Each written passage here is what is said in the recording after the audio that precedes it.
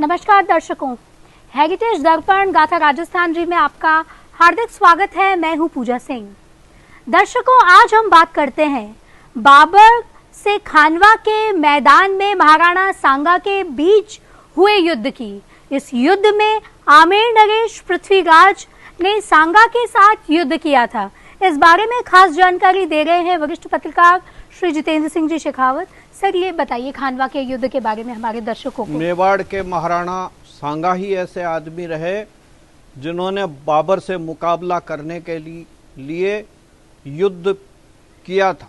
मेवाड़ के महाराणा सांगा यानी संग्राम सिंह का भी जयपुर की ढूढ़ाड़ रियासत से गहरा संबंध रहा।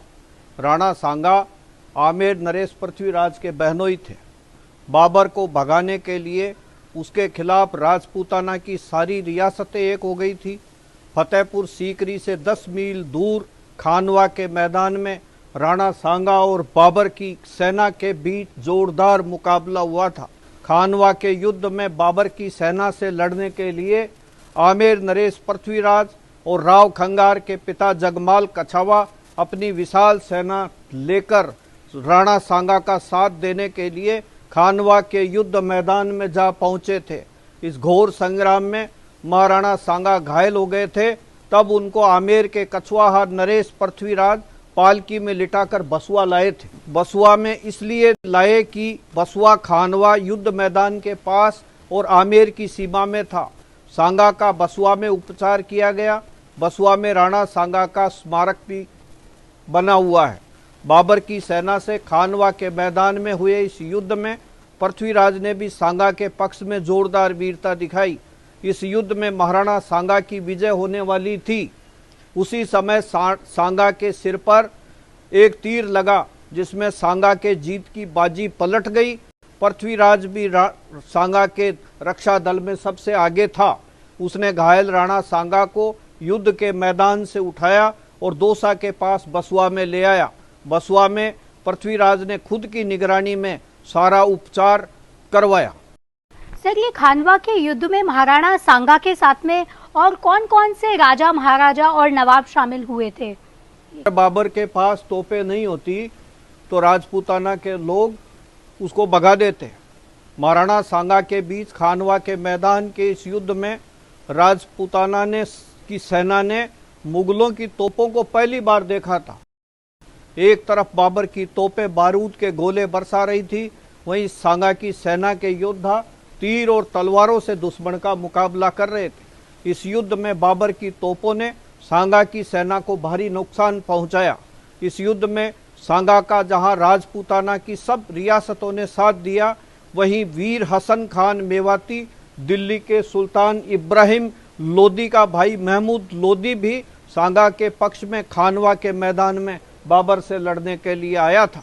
बाबर को भगाने के लिए राजपूताना की सभी रियासतों ने सांगा के नेतृत्व में एक संगठन बना लिया था, जिसमें आमेर के अलावा बीकानेर के राजा कल्याणमल, मारवाड़ के राव गंगा, चंदेरी के मेदनी राय आदि भी सांगा के पक्ष में बाबर से लड़ने के लिए खानवा के मैदान में डटे थे। प्रसिद्ध इतिहासकार डॉक्टर राघवेंद्र सिंह मनोहर के मुताबिक मेवाड़ राज्य का महाराणा बनने के पहले सांगा का अपने सागे भाइयों से गहरा विवाद हो गया था। ऐसी स्थिति में सांगा ने मेवाड़ को छोड़कर अन्य रियासतों में छुपकर अज्ञातवास बिताया था और वो आमेर राज्य में आ गए। महल में भेष बदलकर सेवक के रूप में राणा सांगा आमेर के महलों में नौकरी करने लगा।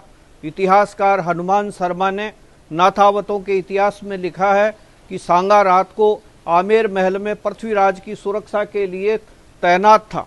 मुंशी देवी प्रसाद ने आमेर के राजा इतिहास में लिखा है कि भादवे की अंधेरी रात में मूसलाधार बरसात हो रही थी। उस समय पहरे पर सांगा तैनात था।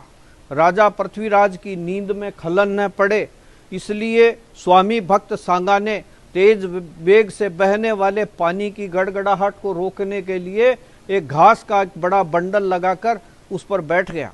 बाद में दूसरे सेवकों ने आमेर नरेश को बताया कि महल के पहरेदार ने घास लगाकर पानी की गड़गड़ाहट को बंद कर रखा था ताकि आपकी नींद में कोई खलल न पड़े।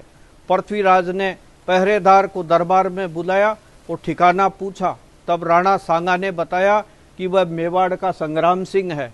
इस पर पृथ्वीराज ने उसे सम्मान के साथ अपने साथ रखा। पृथ्वीराज अपने पिता चंद्रसेन की मृत्यु के बाद 11 फरवरी 1503 को ढूढ़ाड़ की गद्दी पर बैठा था। तो बेहद रोचक जानकारी दी सर आपने। तो दर्शकों, इसी प्रकार से रोचक किस्से और हमारा इतिहास, जो कि छुपा हुआ इतिहास, हम आपके लिए लाते रहेंगे। जुड़े रहिए हेरिटेज दर्पण के साथ में। आपका बहुत बहुत धन्यवाद।